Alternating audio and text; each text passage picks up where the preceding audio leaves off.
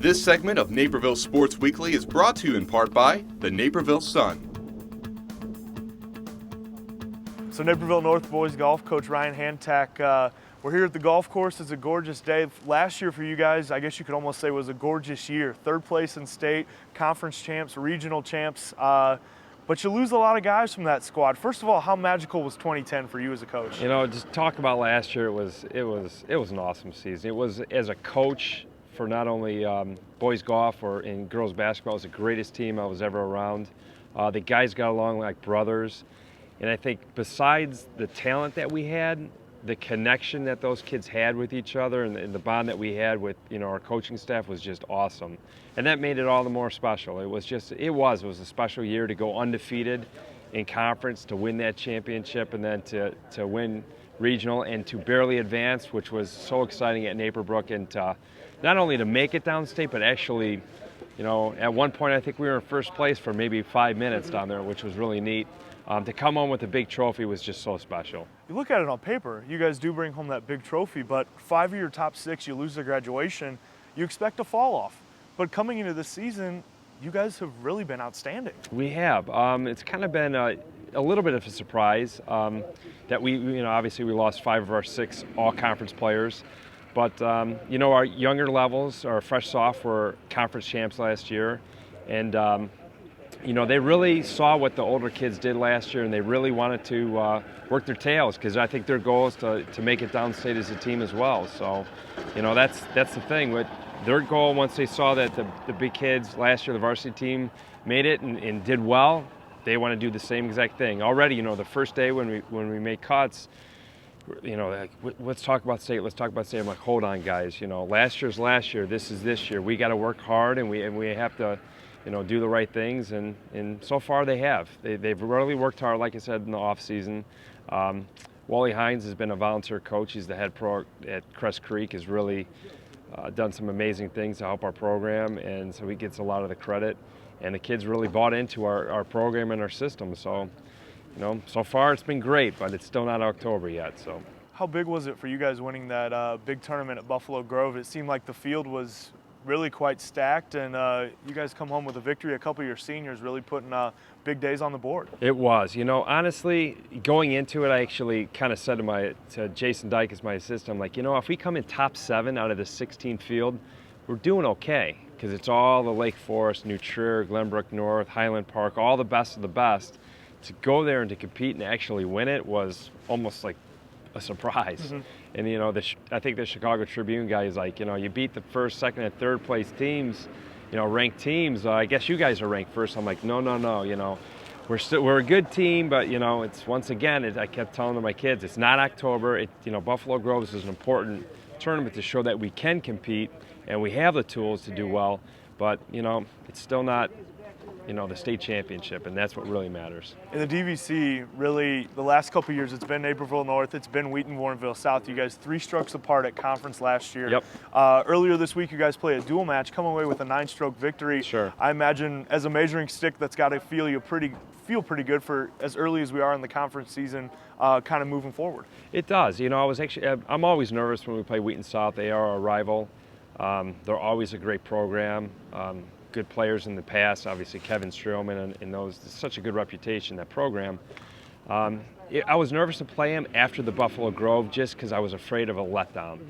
Mm-hmm. You watch the golf on TV, so all people who follow golf, that, hey, if you win a major championship, usually that player is not going to do well the next time. So I was nervous with that, so I was very happy that we played good enough to beat them, and we'll take the W. For you guys, kind of in this team sport of golf, it's really a different mm-hmm. atmosphere. How have you adjusted with a lot of these kids, coaching them, when you think that when it's not in the high school season, a lot of these guys have their own instructors, Sure. Their own swing thoughts, Sure. their own swing methods. How do you kind of approach that with some of these guys on your team? You have to treat every kid differently, because every kid is different. A lot of the kids do go to different pros. They even go to short game pros. I kind of learned a lot from just listening to a clinic by Mike Small, the U of I coach, mm-hmm. where he does the same thing. The guy, himself, he's a phenomenal player, and he doesn't mess with the kid's swings too much. And as a varsity coach at my level, you really can't mess too much with the kid.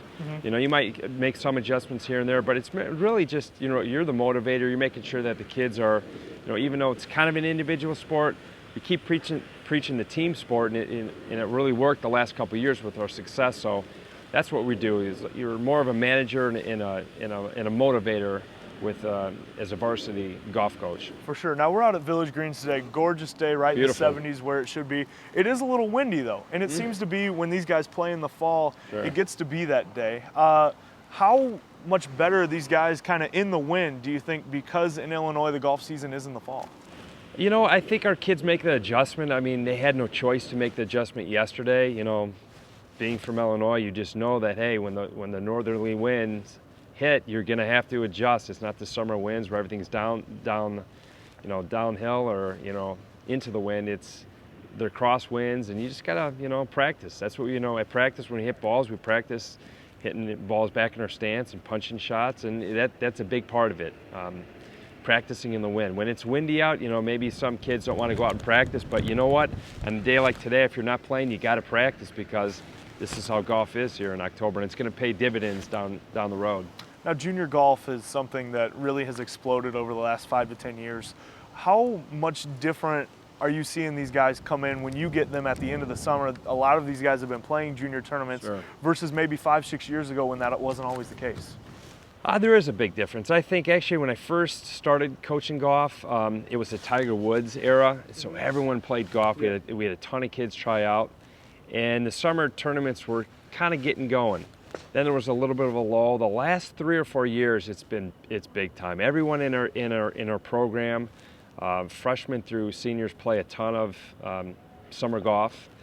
Some take it to the next level where they actually play a lot of golf out of state. It's not just Illinois. They go and they travel to Iowa, they travel to Indiana. Some go to the Carolina Plantation Tour. And if they're lucky, some of them actually play in Florida in the off season. So, the more tournaments the kids get, the more experience they get. So once again, it helps our program. Earlier this week, I was talking with your number one golfer, Raymond Knoll, and I was asking him kind of what you're like. And he was telling me your style is very laid back, kind of unlike any coach he's ever had, where he says you're almost like another teenager, where it makes it really easy to deal with.